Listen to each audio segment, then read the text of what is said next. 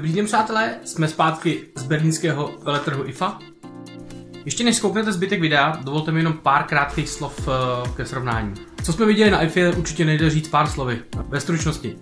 Obecně lze říct, že věci se snaží být uspořádány do vyšších logických celků. Vše chce být propojené se vším, a to doslova se vším. IFA vládla chytrá domácnost, smart home, internet věcí, family huby. Velký téma byla zdravotní péče nebo péče o tělo. Viděli jsme tam spoustu udělátek na této tematice. Asi nejvíc, co nás překvapilo, bylo udělátko od Philipsu, což byla protéza, kterou jste si vložili do úst. To změřilo úroveň bakterií v ústech a na smartphone to vykreslilo, který zuby byste si měli čistit častěji. Co chcete víc? Velkým segmentem, co jsme si všimli, byly 3D kamery, ať už samostatný nebo připojitelný k chytrým telefonům. Svět chce být digitalizován a chce být digitalizován do 3D, protože 2D už máme v podstatě hotovo. Televize jako takové nešly v podstatě pod 4K. Viděli jsme většinu etablovaných výrobců.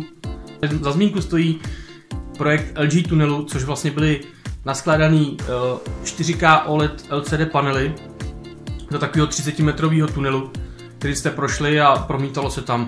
Uvidíte to ve videu. Nádhera. Chytré telefony na všechny způsoby všech výrobců, každý tam spal to svý a říkal, proč je to nejlepší. Zajímavé byly telefony pro seniory, který úplně nevymřeli. A ještě to, co uvidíte, je, že do oblasti chytrých telefonů vstoupil TP-Link se svým produktem Nefos X1 a X1 Max. Slibujou, že ten telefon nebude plný bloatwareu a měl by to být čistý Android pouze s nějakou úpravou nastavbou, respektive aplikacemi přímo od TP-Linku pro IoT neboli internet věcí. To, že tam byly nový routery od nich, to zcela pominu, protože 8 antének už mi přijde fakt hodně. Stánek Samsungu neskutečně šlapal do VR. Předváděli, co mohli. Bylo tam strašně možností vyzkoušet si VR a taky strašné fronty. Bude to vidět ve videu. Kanoistika, padání do horké lávy. To, co mě třeba zaujalo osobně, tak byl mini pivovar, který se jmenuje Pico Brew.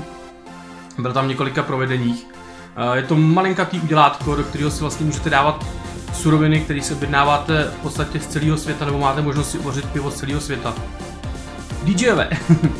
Na IFA jsme potkali spoustu DJů, ve smyslu, že tam prostě vyhrávali. Některý jsme natočili, asi to bude samostatný video a nemá asi vůbec smysl o tom nějak diskutovat. Berlín je město DJů, protože se tam konala slavná Love Parade, už se nekoná bohužel. Lístky a česko-německá komora, to bych chtěl říct, to bylo zajímavé. Nám se podařilo koupit lístky na IFU přes česko-německou obchodní komoru. A myslím si říct, že tady ta instituce nějakým způsobem funguje, byli velice ochotní a podařilo se to fakt velice pěkně. Děkujeme.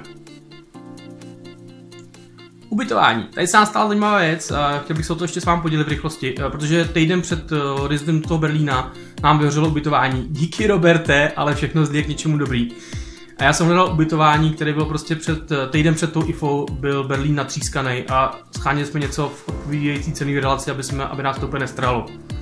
Narazili jsme na projekt, nebo respektive on už je etablovaný, jmenuje se to Airbnb, což je vlastně v podstatě komunitní síť nabídky ubytování, kdy lidi ubytovávají doma.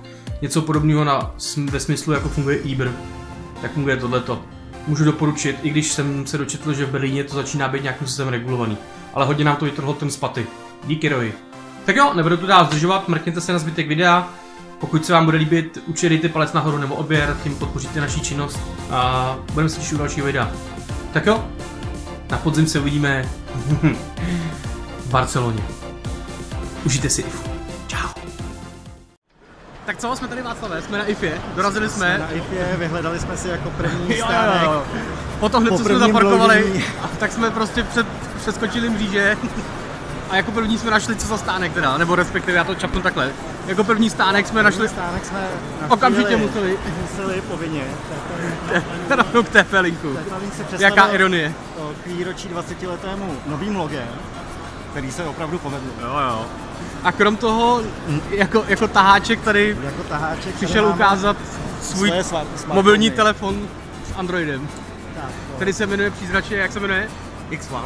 Ne, Nefos se to jmenuje, ne? Což vlastně... mi trošku jako evokuje právě Nexus, aby to asi lidi možná trošku jako tahalo.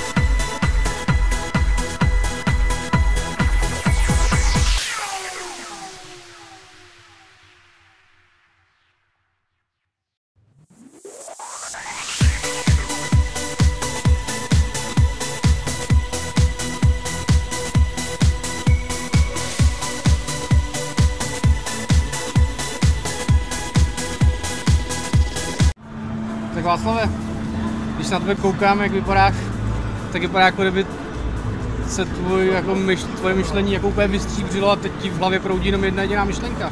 Mít LG. Na co koukáme, můžeš nám to říct, já fakt tu kameru otočím, aby to viděli i lidi. Co máme před sebou? Koukáme na OLED TV Ultra HD s vylepšeníma HDR. Obraz je opravdu černý, jako u všech OLED displejů. A ten kontrast... Správně to otočím, aby lidi viděli. Ta placka průzračná, průhledná, tak to je ono, no. Kolik myslíš, že to má? 5 mm 8? Hodně málo. Obě dvě ty skleněné desky můžou mít tak centimetr a půl dohromady. Jako myslím, že LG zatím, co jsme tady tak předvedlo, podle mě nejvíc, jako co jsem zatím viděl z té výstavy.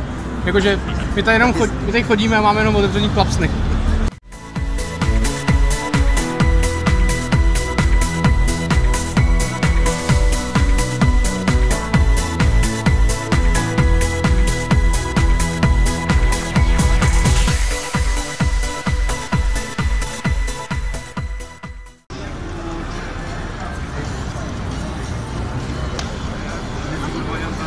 Radio 1.